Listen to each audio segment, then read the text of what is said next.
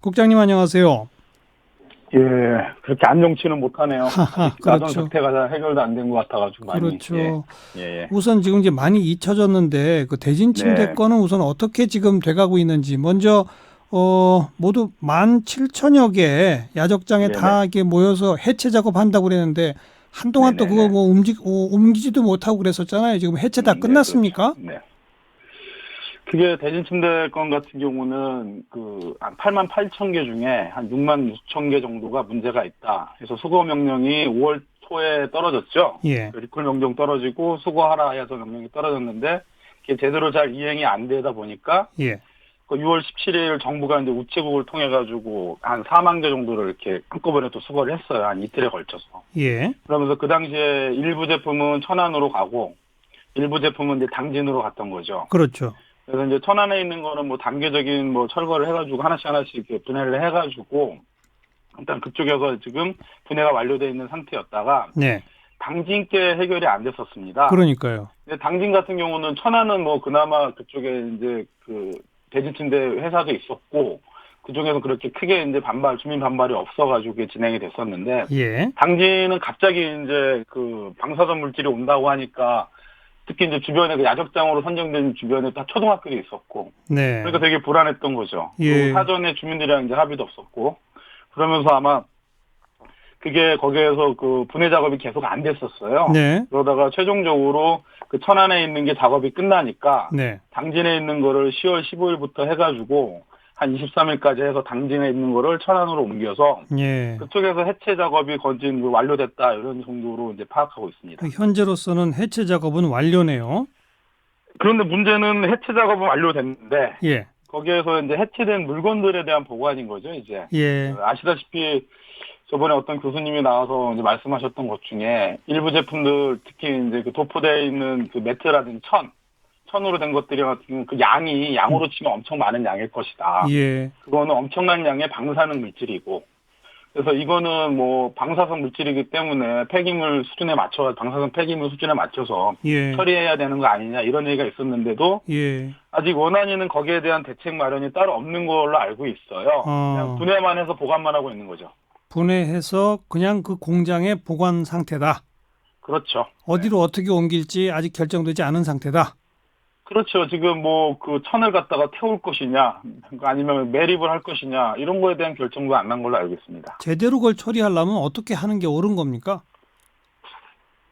저는 이 사태가 처음에 그 방사선 라돈 뭐 10배다 20배다 이런 말이 많았잖아요. 나오는 뭐 기준치에 얼마다. 예, 그런데 보통 방사선에 사람들이 이렇게 노출되는 거를 갖다 우리가 뭐라고 부르죠?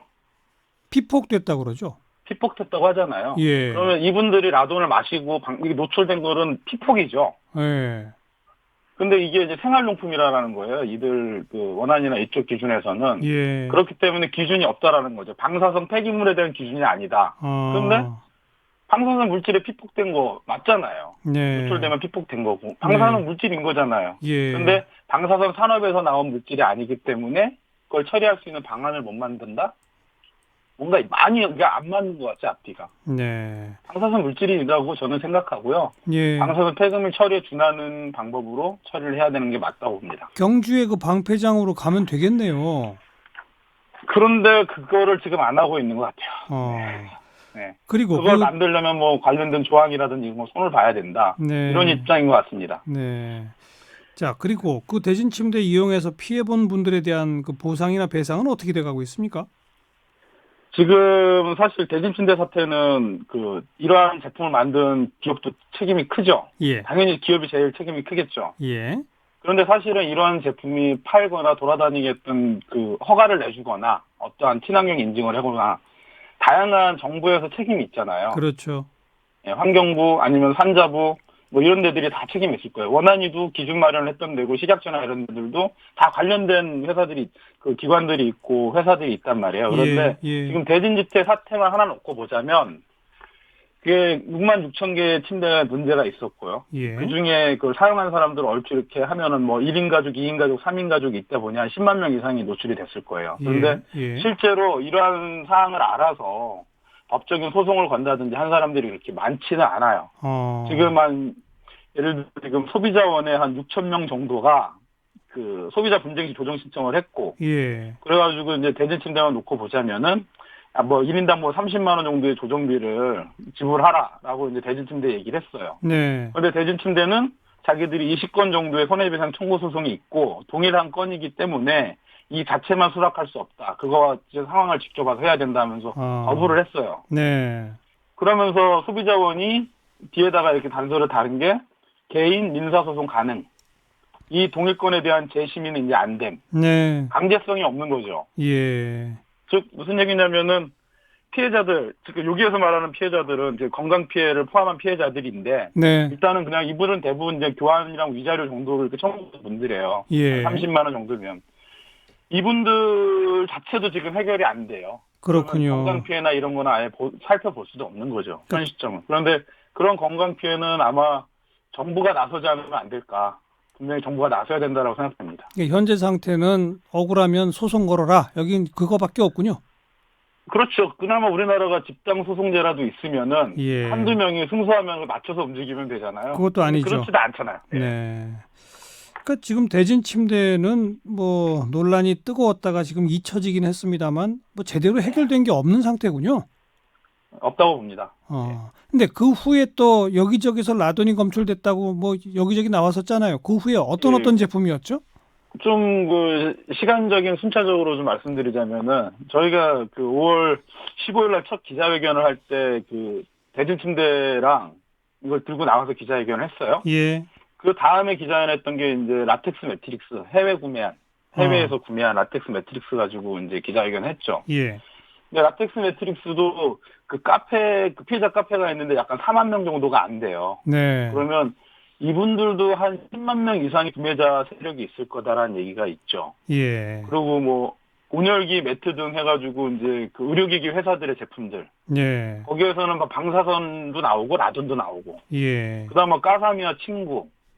그다음에 뭐 여성 생리대 크게 이슈화가 됐었죠. 한번 그러면서 이거에 책임이 있느냐 없느냐 이런 얘기 있었고. 예. 뭐 전기 매트, 온수 매트, 미용 마스크, 뭐 도마, 비누. 그러니까 생활용품 전반에 걸쳐서 안 들어간 데가 거의 없다고 봐야 될 것 같아요. 네. 그 후에 무슨 뭐 그 왜 문제가 됐던 모나자이트라든지 이런 것들을 아예 사용하지 못하도록 한다든지 하는 식의 제도 개선도 아직 안 됐죠.